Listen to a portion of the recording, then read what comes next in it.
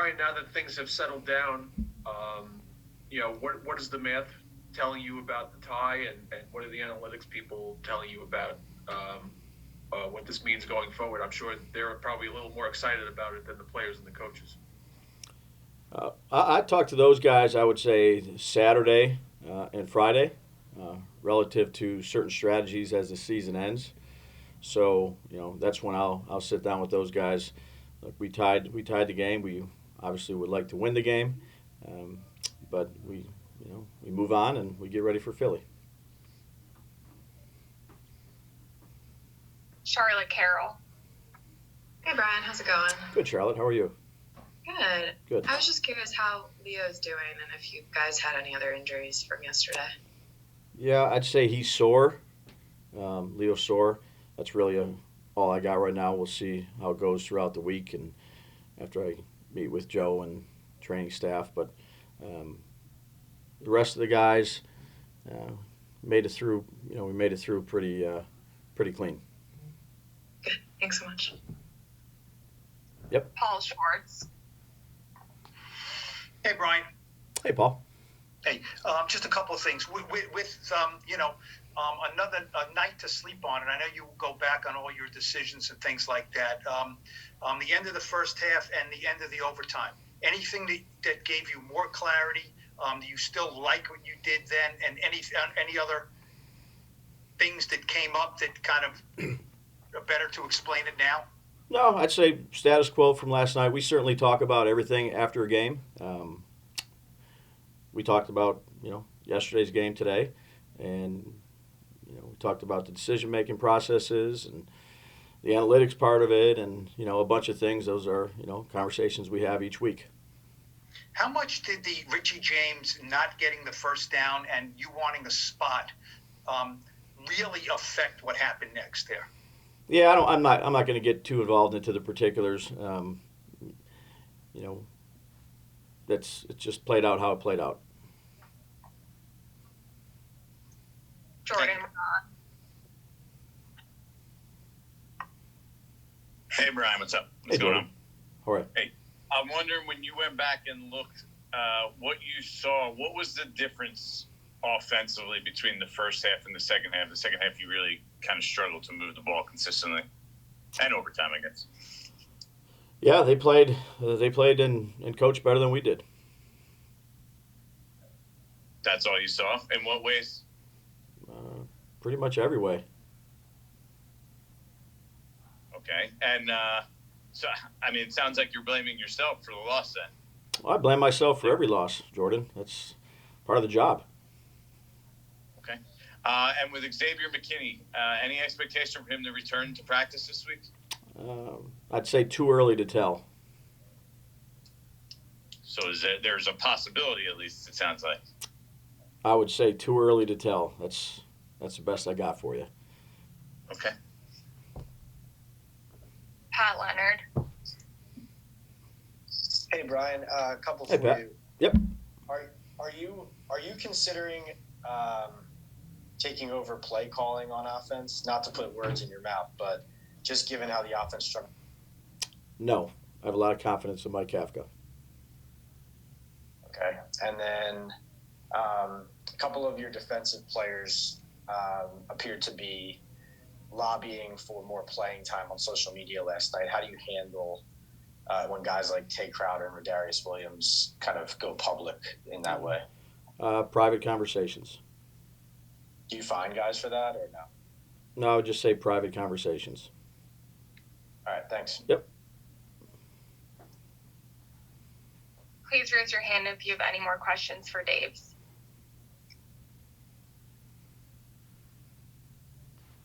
Ed Valentine.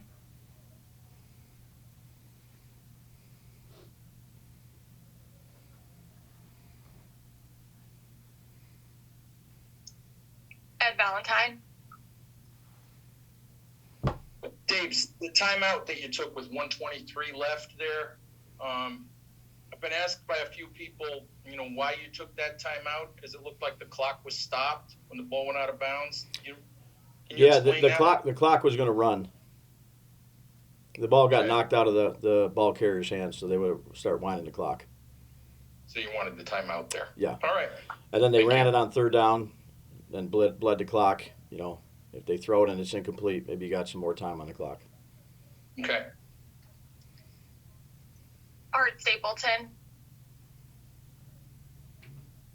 Hey, Brian. Hey, Art.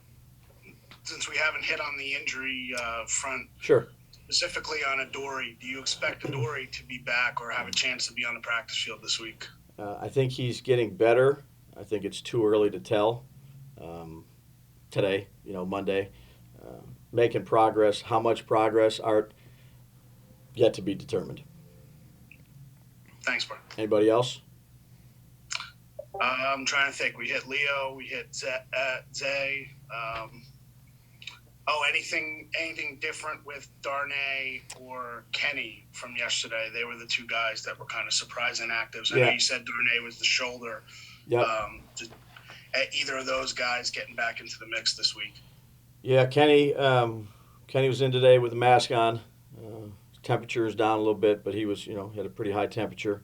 Now it's worked its way down, so hopefully, he'll be ready to go. And then Darnay, we'll see how his shoulder is. Thanks. Yep. Tom Canavan. Oh, where did I go? You're right here, bud. Oh, there we go. Quick question. When you look at I know you don't like looking at big pictures. Sure. But the final 5 games, you've got Philly twice, Washington, Minnesota. I mean, you got the 2 top seeds in the East. Do you approach this any differently? Because you got to say to the guys, we really have our backs up against the wall or anything? No, I think you just got to get ready to play the next week, the next team. And, for us, it's the best team in the NFL right now. One loss. They lost to Washington. They have a star-studded roster. I think Howie's done a great job of putting together a bunch of talent there on that team. Jalen's playing phenomenal. His receivers they're exceptional. O-line, defensive line, corners. They got a star-studded cast. Thank you. Yep. Dan Duggan. Hey, I didn't realize you're starting early, so I missed the McKinney stuff, I guess. But I don't know if this specific question was asked. Is clubbing it up an option for him? Right now, no, I would say. Okay, and then kind of a bigger picture question. Like the way you guys have called plays and kind of managed the offense leads to a perception that like either you don't fully trust Daniel or you don't fully trust the supporting cast. Like how do you respond to that? What do you is there any validity to that? I trust the offense and I trust the supporting cast. Okay, so I guess why do you manage the games the way you do, where it seems like specifically like 2-minute drills at the end of halves, it seems like it's very, you're not really going for broke a lot of times. It feels like it's very measured how you approach those. I'd say each week is different and we manage it the way we think we need to manage it that game. Patty Traina. Hi, Coach. How are you? Good, Patty. How are you? I'm good, thank you. Good. I know you're focused on Philly, but Sure. the schedule we're handed, and which you knew about, way back when, is kind of weird with Washington coming up so close after just playing them.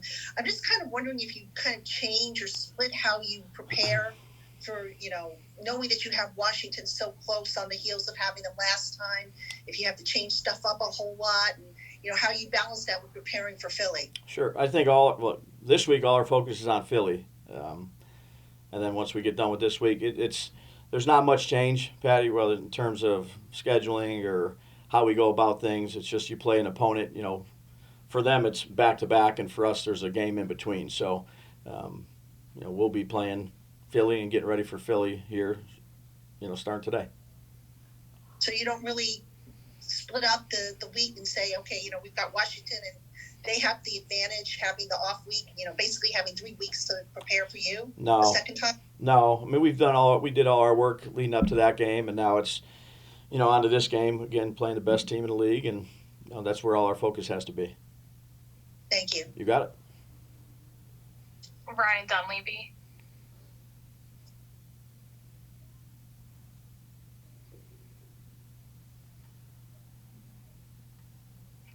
Hey, Daves, I'm sorry. I was late too. I didn't realize the time changed. No worries. No worries. But were you asked about Bellinger yet? I was not. How do you? I mean, obviously, whereas Ojolari seemed to be on a pitch count, it seemed like Bellinger jumped right back into the full fold.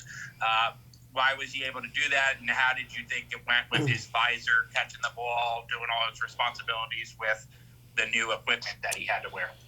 Yeah, well, I think the two injuries were a little different, right? His was more of a contact to the eye, so we had to let that heal. Then put the visor on and make sure he was ready to go. But he was conditioning throughout when he could, and he played a lot of snaps yesterday. It was good to have him back.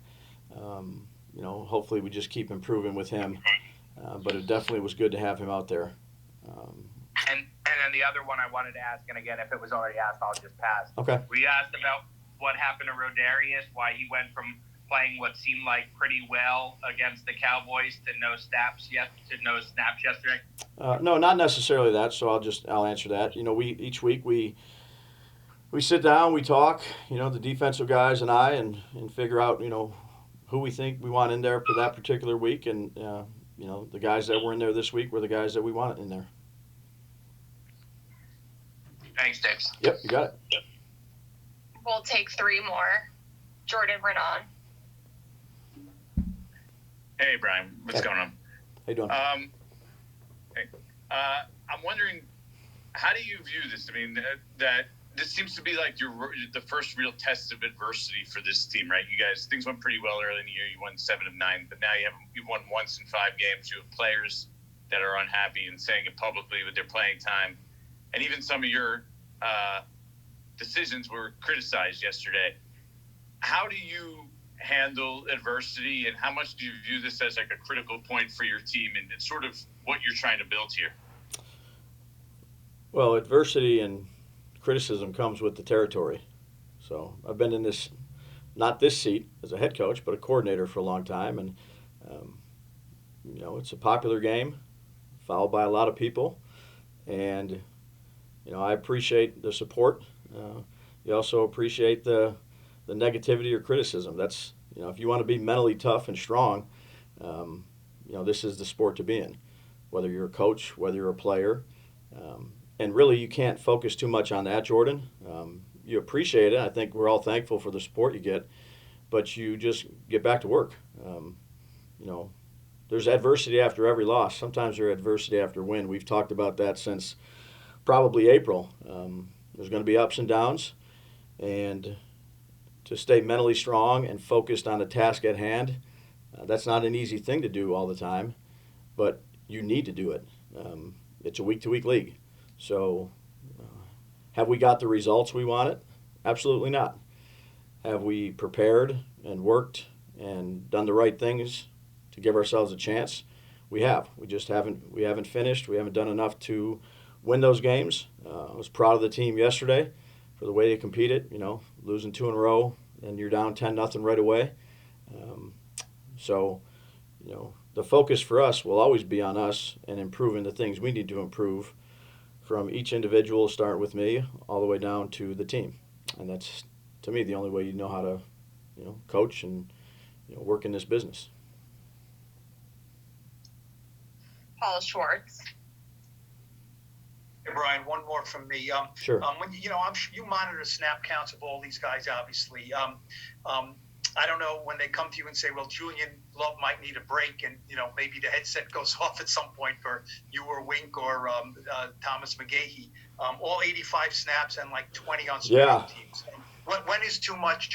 And I'm sure you're aware of maybe not. He'll have a vet day on Wednesday. That's along with a couple other people. Already? Along a couple other people. Who else? Dexter is the plan. Glowinski. Those 3 right now.